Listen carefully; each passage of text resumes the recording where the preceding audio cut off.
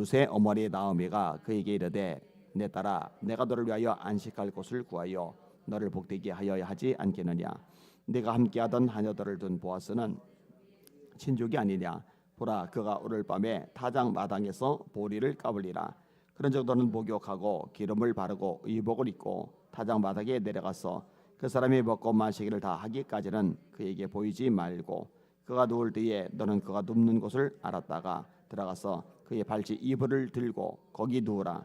그가 네 할 일을 네게 알게 하리라 하니 룻이 시어머니에게 이르되 어머니 말씀대로 내가 다 행하리이다 아니라. 아멘. 할렐루야. 새벽을 깨우시는 여러분들 귀하게 생각을 합니다. 순종은 신앙의 핵심 요소입니다. 자유롭게 하는 온전한 율법을 들여다보는 자는 듣고 잊어버리는 자가 아니요 실천하는 자니. 순종이죠. 실천하는 자니 이 사람이 그 행하는 일에 복을 받으리라.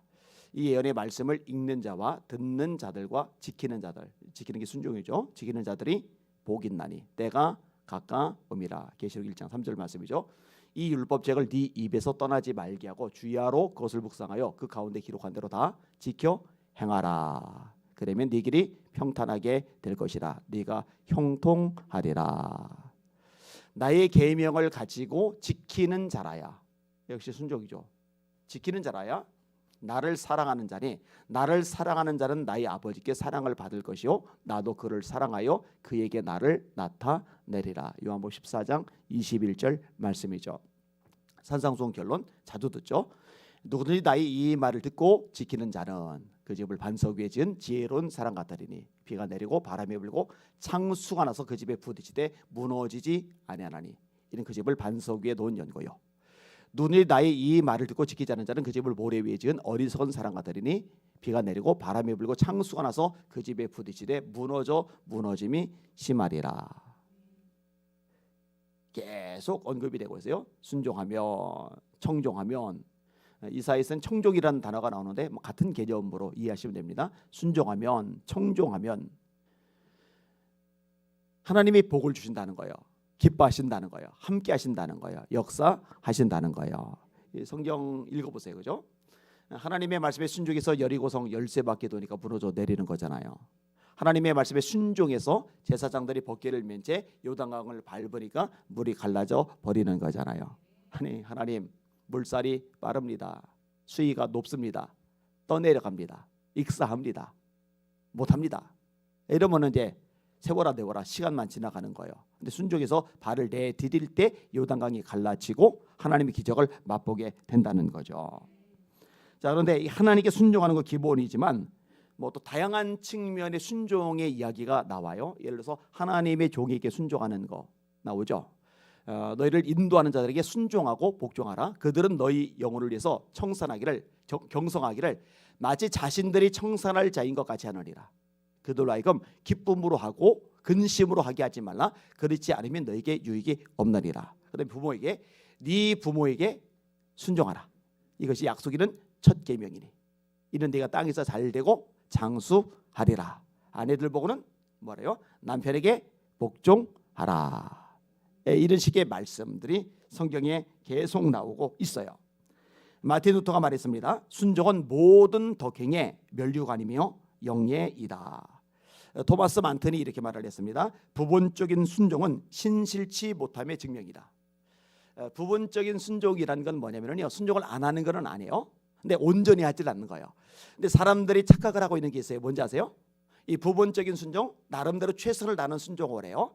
근데 여기는요, 하나님의 역사도 능력도 기적도 축복도 없어요. 근데 그거를 몰라요. 그리고 자기 나름대로 최선을 다했는데 정말 노력을 다 기울였는데 왜 하나님의 역사를 못 보느냐고 따져 물어요. 자, 질문할게요. 여리고성을 12바퀴만 돌았어요. 성이 무너집니까? 안 무너집니까? 안 무너져요. 12바퀴 돌았으면 최선 다했잖아요. 안 무너져요. 자, 나아말이 요단강에 6번 목욕했어요. 5번 목욕했어요. 정말 최선 다했죠. 아람이라는 강대국의 국방부 장관이 이스라엘의 한 목회자 선지자의 말을 듣고서 요단강 물속에 7번이나 들어가 목욕하라는 말을 듣고 나서 6번이나 들어갔다. 여러분 보통은 6번도 안 해요. 4번도 안 해요. 3번도 안 해요. 1번, 2번 해보고 나서 시키는 대로 해봤다고 할 만큼 했다고 최선 다했다고 보통은 이렇게 말을 해요. 자, 그런데 6번이나 들어갔단 말이에요. 엄청났잖아요. 진짜 최선 다한 순종이에요. 전력을 다한 순종이에요. 질문: 나만이 나병에서 고침을 받습니까? 못 받습니까? 못 받아요. 못 받아요. 그러니까 저와 여러분들이 성경적인 가치관으로 바꿀 필요가 있는데, 하나님께 순종한다라는 거는요, 내가 최선 다한다는 개념, 의미가 없어요. 하나님이 말씀하신 것만큼 순종하는 것, 온전히 순종하는 게 비로소 의미를 가진다는 거 깨달으시길 바랍니다. 이게 이 부분이 생각보다 많은 사람들이 놓치고 있어요. 다시요. 토마스 만튼: 부분적인 순종은 신실치 못함의 증명이다. 프란시스 까를레즈라는 분이 이렇게 말했어요. 진정한 순종은 뒤로 미루는 것이 아니요 의심하는 것도 아니다. 5달란트 받는 사람 즉시 가서 장사하죠. 2달란트 받는 사람 그같이 하여.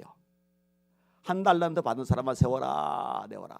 순종이 온전해지려면 즉시. 아브라함의 순종, 창세기 22장, 이삭 바쳐라, 아침 일찍 즉시. 보통 이게 미루는 사람 다음번에 해야지, 이런 사람 치고 제대로 순종하는 사람, 또 순종의 능력을 경험하는 사람 없다고 보시면 됩니다. 나다니엘 에몬즈라는 분이 이렇게 말했습니다. 하나님께 순종하는 것은 그에 대한 우리의 신실하고 지고한 사랑이 가장 확실한, 지고한 사랑의 가장 확실한 증거이다. 이게 더 성서적인 거예요. 아까 인용한 거 다시 할게요. 나의 계명을 가지고 지키는 자라야 나를 사랑하는 자니. 너희가 나를 사랑하면 나의 계명을 지키리라. 다 요한복음 14장에 나오는 표현들이거든요. 너희가 나더러 주여 주여 하면서 어찌하여 내 말은 행치 아니하느냐. 이건 그 당시에 제자들에게만 해당되는 게 아니라 오늘날 상당수의 기독교인들에게 동일하게 해당됩니다. 주여 주여 하는데 말씀에 순종은 안 해요. 이제 심각한 문제가 있는 거죠. 자, 오늘 본문에 순종의 사람이 등장해요. 룻이죠. 시어머니 따라서 남편도 없는 시어머니 따라서 낯선 나라로 가는 거예요. 어머니 하나님이 나의 하나님이 되실 것입니다. 참 기가 막힌 대답을 했어요. 자, 베들레헴 땅에 왔어요. 먹고 살 길이 막막해요. 그러니까 하루 종일 추수하는데 따라다니면서 이삭을 주어서 그걸로 자기도 먹고 살고 시어머니도 먹여 살려요. 이 젊은 여자가, 이방 여자가 얼마나 고생이 많아요. 이런 룻을 애처롭게 보던 나오미가 이야기를 끄집어냅니다. 룻의 시어머니 나오미가 그에게 이르되 내 딸아 내가 너를 위하여 안식할 것을 구하여 너를 복되게 하여야 하지 않겠느냐. 그러니까 새로운 가정을 꾸리기를 원하는 마음, 그리고 이 며느리가 행복하게 살기를 원하는 마음이 나오미에게 있는 거예요. 참 좋은 시어머니죠. 그 엄마 입장에서 아들이 죽어버렸어요. 며느리만 남았단 말이에요. 근데 아들은 죽어버렸는데 이 며느리가 새로 엉뚱한 데 시집을 가서 잘 산다. 그러면 이게 꼴뵐 수가 있어요. 보통은요. 이게 마음이 불편할 수가 있어요. 이 며느리가 잘 살면 잘 살수록, 행복하면 행복할수록 죽은 아들이 새록새록 떠오르면서 마음이 불편할 수가 있어요. 이게 인간의 이기적인 성품이기도 하거든요. 근데 나오미는 이제 그게 없는 거예요. 오히려 본인이 적극적으로 나서서 가정을 꾸려주고 싶은 마음이 있는 거예요. 자, 그래서 룻에게 지시를 내렸는데 이 지시가 이해할 수 없는, 따르기 어려운, 순종하기 참 난감한 그런 지시사항입니다. 이렇게 시작을 하죠. 네가 함께하던 하녀들을 둔 보아스는 우리의 친족이 아니냐. 이 뒷부분에 보면은 기업 물을 자라고 그래. 기업 물을 자. 자, 친족 중에 기업 물을 자. 자, 남편을 잃었어요. 근데 이 남편이 아기를 못 낳은 거예요. 그러면 이 집안은 대가 끊기잖아요. 근데 친족 중에 아내로 맞아서 아기를 낳으면은 이 첫 번째 아이를 이 죽은 남자의 호적에게 올려주는 거예요. 그럼 거기가 씨가 이제 이어지는 개념이 되는 거죠. 그래서 기업 물을 자라는 표현을 쓰는 거예요. 보라, 그가 오늘 밤에 타작 마당에서 보리를 까불리라. 나오미 역시 베들레헴에서 잔뼈가 굵었던 사람이잖아요. 오랫동안 살았잖아요. 그러다가 기근을 만나서 모압 땅으로 망명을 갔던 거였고, 이 보아스 역시 베들레헴에서 유력자이고 그리고 서로 친족이고, 그러다 보니까 이 보아스가 추수 무렵에 어떤 행동을 보이는지를 이 나오미는 꿰고 있어요. 그 정보를 룻에게 지금 전해주는 거예요. 오늘 밤에 타작마당에서 보리를 까불리라. 그런즉 너는 목욕하고 기름을 바르고 의복을 입고 타작마당에 내려가서 그 사람이 먹고 마시기를 다 하기까지는 그에게 보이지 말고. 이 룻의 입장에서 진짜 납득하기 어려운 주문이 나오는 거예요. 아니, 목욕은 왜 하라는 거야? 아니, 기름은 왜 바르라는 거야? 타작마당에는 왜 가라는 건데? 가서도 또 눈에 띄지 말라고? 아니, 어디 어떻게 숨어 있으라고? 닌자도 아니고. 아이고, 아주 복잡한 요구가 너무 많아요. 거기다가네요, 충격적인 지시가 또 하나 떨어져요. 그가 누울 때에 너는 그가 눕는 곳을 알았다가 들어가서 그의 발치 이불을 들고 거기 누우라. 그가 네 할 일을 네게 알게 하리라. 오해하지 마세요. 오늘날은 성적으로 굉장히 문란한 시대예요. 아주 타락한 시대예요. 음란이 아주 극에 달했어요. 그래서 요 구절을 보자마자 이쁘게 꾸리고 나가가지고 이 보아스라는 남자를 유혹하라는 얘기인가 보다. 그런 얘기 아닙니다. 절대로 그런 얘기 아닙니다. 이거는요, 상징적으로 보아스에게 재촉을 하는 거예요. 요구를 하는 거예요. 네가 기업 물을 자이다. 네가 기업 물을 자의 책임을 지켜라. 룻은 유대 문화권에서 살지 않았어요.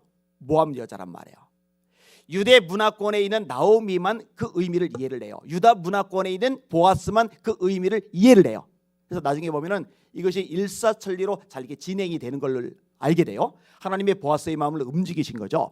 보아스의 마음을 움직인 것을 어떻게 하느냐? 이 보아스보다 더 가까운 친족이 있어요.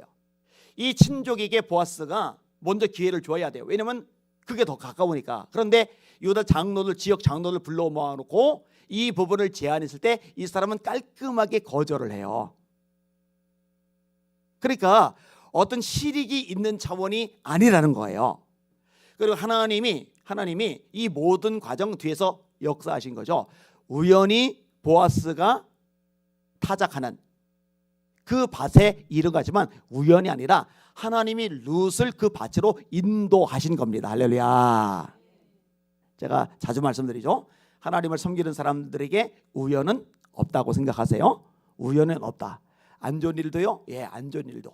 재수 없는 게 아니라, 운이 나쁜 게 아니라, 인생이 꼬인 게 아니라 이 모든 과정들 속에서도 나를 다듬으시는 하나님의 손길이 있다는 거, 여러분 이걸 믿으셔야 된다니까요. 요나를 사공들이 물에 던졌는데 하나님께서, 여호와께서 나를 던지셨나이다. 형들이 요셉을 팔아먹었는데 하나님이 나를 먼저 보내셨습니다. 시므이가 저주를 하는데 다윗이 하나님이 그로 하여금 나에게 저주하라 하신 것이다.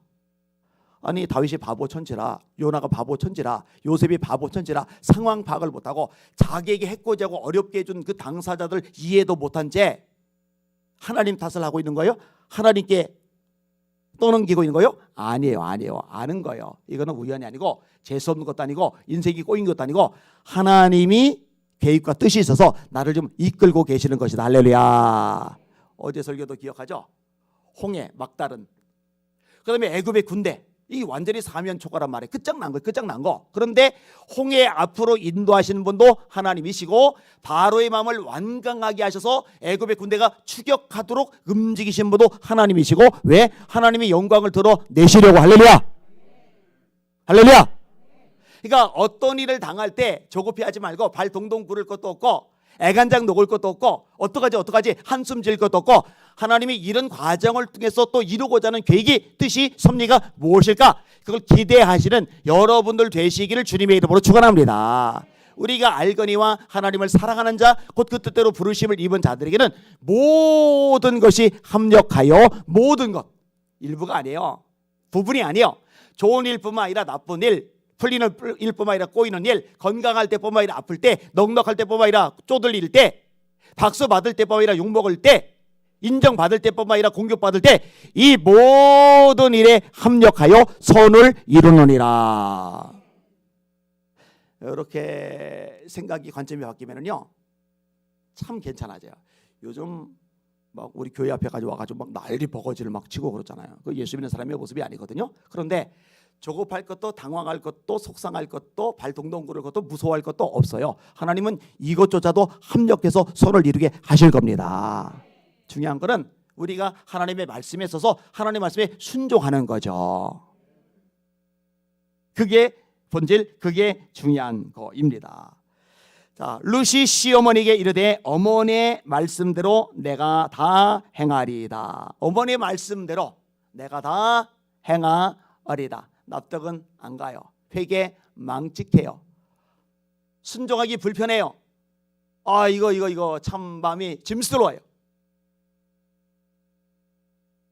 모함 여자가 이거 나 부끄럽단 말이야. 그런데 어머니의 말씀대로 다 행하리이다. 그러고 나서 나중에 둘이 결혼하잖아요. 그리고 다윗의 증조모가 되잖아요. 예수님의 족보에 올라가는 4명의 여인 중에 한 사람이 되잖아요. 만약에 순종 안 했다면 이런 일 없는 거죠. 여러분, 누가복음 1장에 마리아에게 아직 요셉하고 정혼한 채 같이 살지도 않는 마리아에게 천사가 나타나더니 아기 생길 거다. 이거를 어떻게 받아들이냐고요. 돌 맞아 죽는데. 그 당시 문화권에서 완전히 사회적으로 매장되는데, 근데 뭐라고 얘기해요? 주의 계집 종려니 말씀대로 이루어지다. 이 마리아가 엘리사벳을 찾아가죠. 둘 사이가 친척지가 아닙니다. 엘리사벳은 6개월 먼저 애가 생겼어요. 세례요한. 근데 마리아가 찾아갔을 때 성령이 충만한 상태로 사가랴가 예언하죠. 뭐라고 얘기해요?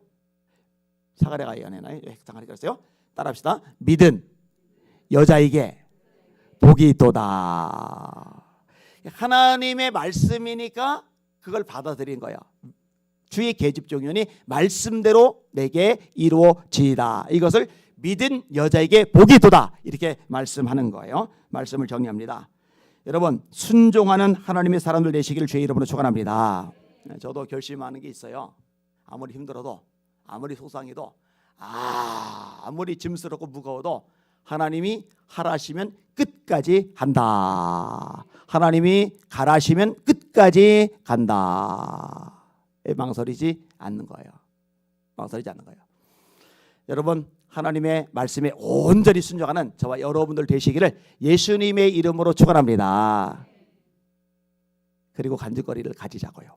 이 간증거리로 하나님을 전하는, 예수님을 전하는 전도의 도구로 삼으실 수 있는 저와 여러분들 되시기를 예수님의 이름으로 축원합니다. 기도합니다. 하나님, 영안을 열어주시옵소서.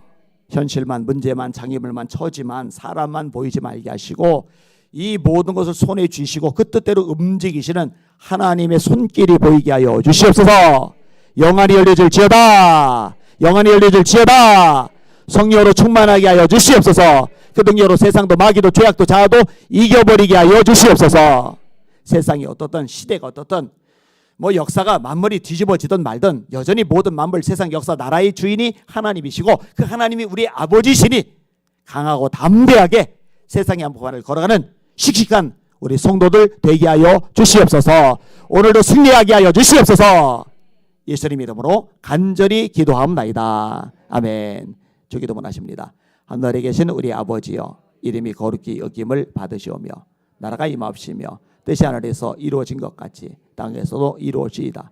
오늘날 우리에게 일용할 양식을 주시옵고 우리가 우리에게 죄 지은 자를 사하여 준 것 같이 우리 죄를 사하여 주시옵고 우리를 시험에 들게 하지 마시옵고 다만 악에서 구하시옵소서. 나라와 권세와 영광이 아버지께 영원히 있사옵나이다. 아멘.